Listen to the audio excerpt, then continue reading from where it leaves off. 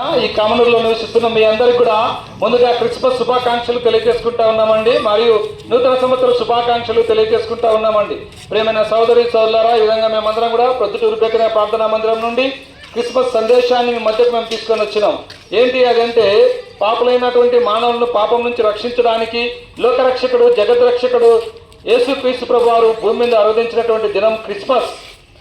అంటే యేసుక్రీస్తు ప్రభువారు సమస్త మానవాళిని పాపం నుంచి రక్షించడానికి, మానవుని జీవితంలో వెలిగివ్వడానికి, మానవుని సమాధాన మార్గంలో నడిపించడానికి లోకానికి ఆయన దిగి వచ్చినాడండి.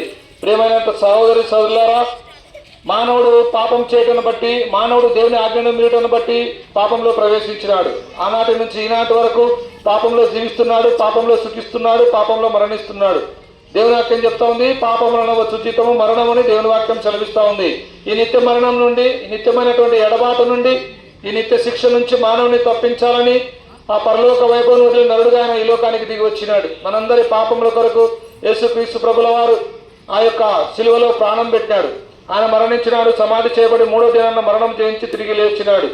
మాటలు వింటున్న సోదరి సోదరుడా, 2025 సంవత్సరముల క్రితం ఆ బెత్లెహేము నగరంలో జన్మించిన యేసుక్రీస్తు ప్రభుల వారు ఈ ఉదయకాల సమయంలో నీ ఇష్టపడితే నీ హృదయంలో జన్మించాలని ఇష్టపడతా ఉన్నాడు. మత్తయి సువార్త 1:21 ఈ మాట రాయబడింది, తన ప్రజలను వారి పాపం నుండి ఆయనే రక్షించును గనుక ఆయనకు యేసు అని పేరు పెట్టబడిన మాట రాయబడింది. అనగా తన ప్రజలను, అనగా మనమందరం కూడా దేవుని బిడ్డలం కనుక దేవుని బిడ్డలమైన మనము మన జీవితంలో సమాధానము నెమ్మది కలిగించుటకు, మనల్ని పాపం నుంచి రక్షించడానికి యేసుక్రీస్తు ప్రభువు ఈ లోకానికి వచ్చినాడు. ఆయన సిలువలో మరణించి 3వ దినాన తిరిగి లేచినాడు, పరలోకానికి ఆరోహణుడైనాడు. ఈ మాటలు వింటున్న సోదరి సోదరుడా, ఎంతకాలం నువ్వు పాపంలో జీవిస్తావు, ఎంతకాలం పాపంలో జీవిస్తూ నీ జీవితాన్ని వ్యర్థం చేసుకుంటావు, రహస్య పాపంలో చేస్తూ దేవునికి దూరం అయిపోయి నువ్వు ఎంత నష్టంలో ఉన్నావు, నువ్వు గ్రహించాలని ప్రేమతో మిమ్మల్ని ఆహ్వానిస్తా ఉన్నాం. ఈ క్రిస్మస్ నీ జీవితంలో నిజమైన క్రిస్మస్ కావాలా, ఈ క్రిస్మస్ నీ జీవితంలో వెలిగివ్వాలా, ఈ క్రిస్మస్ నీ జీవితాన్ని మార్చేదిగా ఉండాలా. ఇది దేవుని యొక్క సంకల్పం. అందుకే ఆ యొక్క పశువుల పాకలో జన్మించిన యేసుక్రీస్తు ప్రభుల వారు, పొత్తిగుడులతో చుట్టబడిన యేసుక్రీస్తు ప్రభుల వారు ఈ యొక్క సాయంకాల సమయంలో కామనూరు గ్రామంలో మీరందరూ కూడా రక్షణ పొందాలని, మీ జీవితంలో శాంతి సమాధానం సంతోషం ఇవ్వాలని ఈ యొక్క వార్త వినిపిస్తా ఉన్నాడు. ఇది మాకు కాదులే అనుకోవద్దు, యేసుక్రీస్తు అందరికీ ప్రభు, సమస్త మానవాళిని రక్షించడానికి ఆయన సిలువలో క్రయం చెల్లించాడు.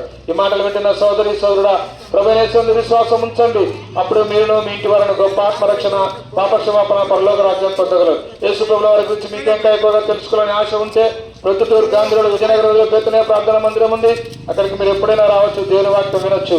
మీ అందరి కొరకు మేము ప్రార్థన చేస్తాం.